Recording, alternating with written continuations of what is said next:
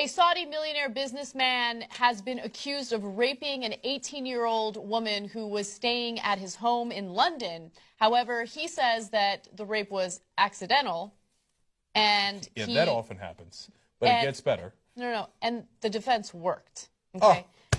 After only 30 minutes of deliberations, the jury let him off. Let me give you the details. Now, the man in question is Ishan Abdulaziz. He's 46 years old and was initially accused of forcing himself on the 18-year-old as she slept on a couch at his London flat after a night of drinking. The Saudi property developer said he had already had sex with the young woman's 24-year-old friend, and it was possible he may have been exposed out of his underwear when he tripped. No. He literally said he tripped and fell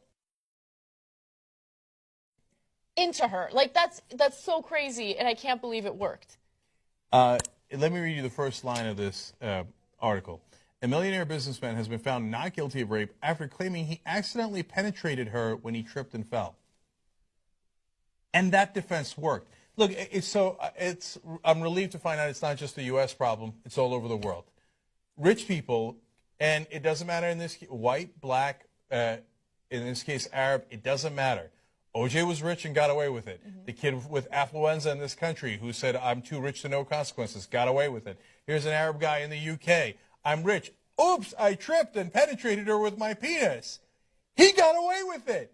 That's unbelievable. No. So some people might argue, well, who knows? Maybe this woman was looking to get paid. You know, he is a really wealthy businessman, a developer.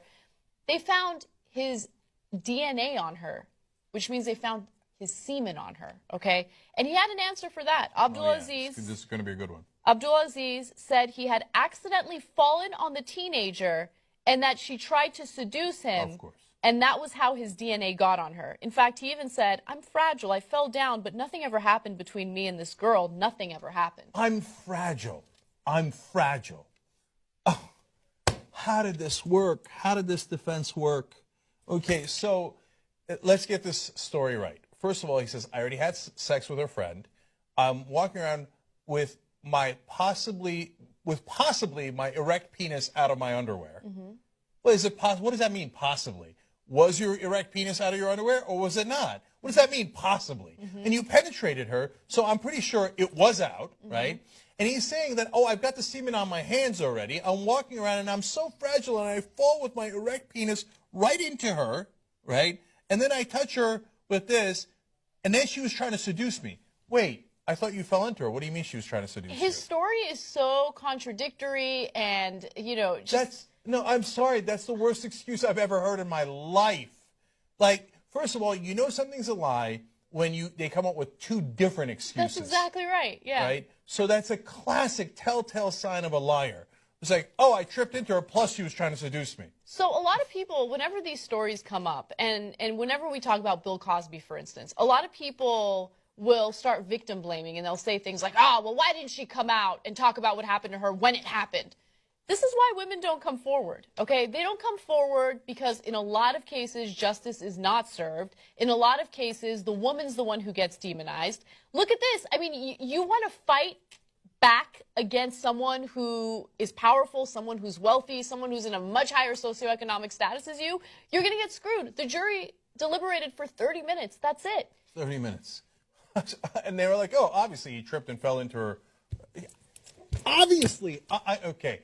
Look, so my guess as to what happened, and by the way, to buttress Anna's point, especially if you're accusing someone rich and powerful, yeah, they're going to do what this guy did. And my guess as to what happened here, I wasn't on the jury, obviously, is that he hired an incredibly good defense team that introduced 1,000 different doubts into the jury's head. And then what they probably did was blame the victims. They said, oh, why is this 24 and 18-year-old? Here, watch, I'll do it. I'll introduce doubt into your head. Watch. I used to be a lawyer.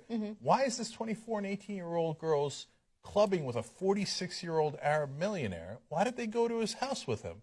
Why are they asleep on his couch? Wouldn't they be interested in this millionaire's money?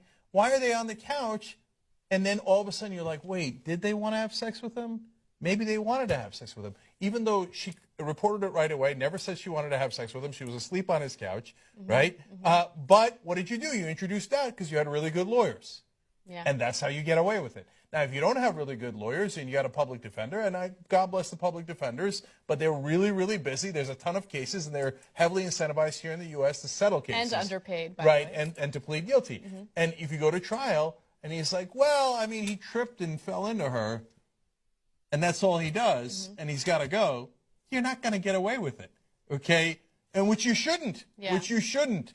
But if you're rich, you hire a squadron of lawyers, and off you go with the worst possible defense I've ever seen. The flip side is the defense here in the U.S. for the kid was, even though he killed 4 people in a drunk driving accident, was affluenza. I'm so rich, I don't know consequences of my actions.